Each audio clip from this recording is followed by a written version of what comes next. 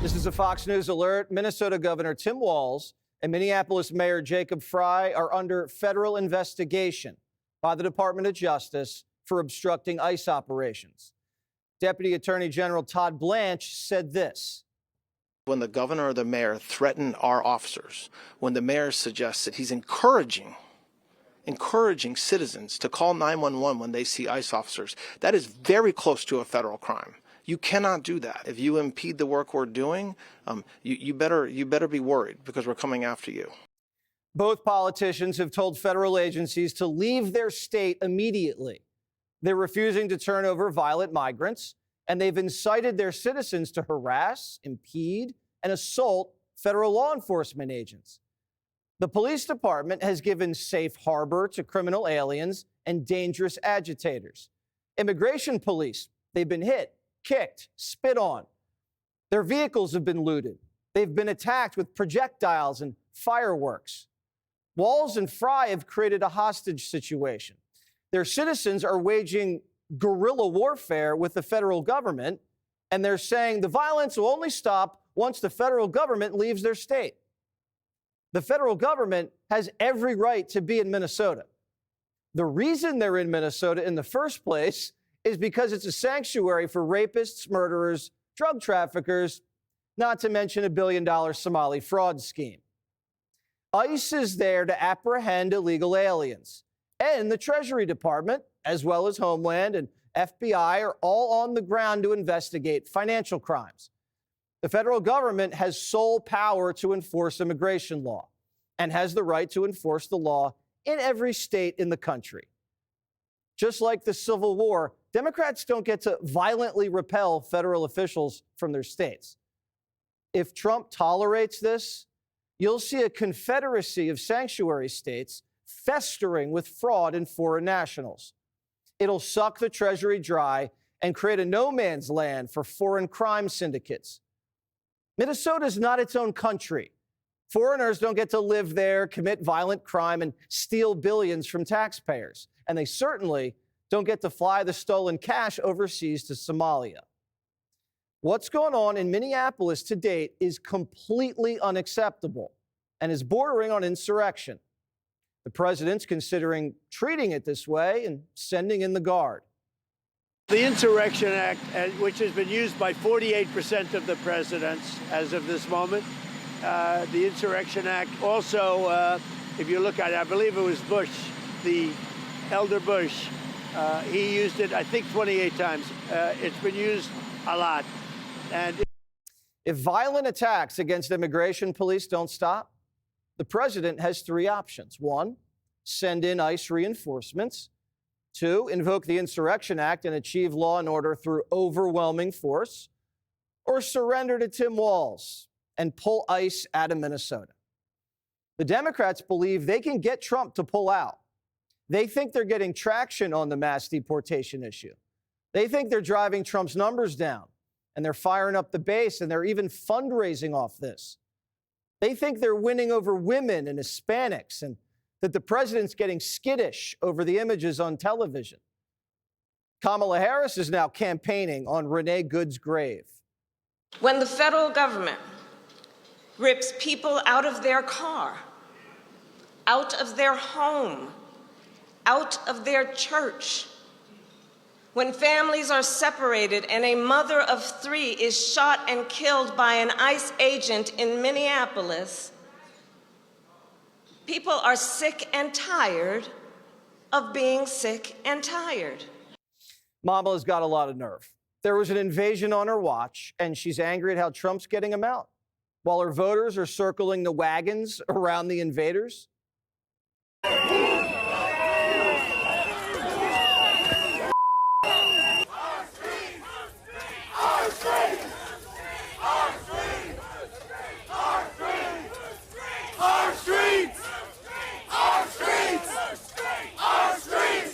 Masked vigilantes are trying to break into federal property and pin down agents so they can't go out on their shifts.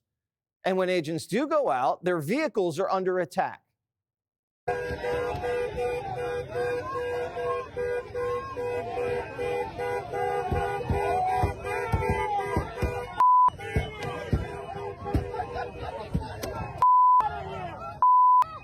If we allow Minneapolis to do this to ICE, what's to stop any citizen from any state doing this to an IRS agent or a TSA agent or an FBI agent? We would never let a violent mob assault federal agents like this night after night, week after week, but it's okay because it's ICE. They have a gun and a badge just like any other armed federal agent. ATF, Secret Service, doesn't matter. If assaulting Capitol Police on January 6th is a felony, people were put in jail for years for that. How's this any different? Agents are having to draw their pistols on these animals. It's not going to be long before someone else gets shot. The only way this stops is if Trump brings in backup and stops it, or these people go home. Are the Minnesota politicians telling them to go home? No. We're telling people, make noise, make a crowd, take out your phone, document it. We cannot let them get away with telling a lie about our city. It's not an insurrection in Minneapolis. It is an invasion by masked, unaccountable secret police. Calling federal agents Nazi invaders, when their people hear that, what do you think they're going to do? They're not going to film peacefully. They're going to fight. It's been 10 straight days of law enforcement under attack. Can't go on. But finally, the feds are getting a little tougher.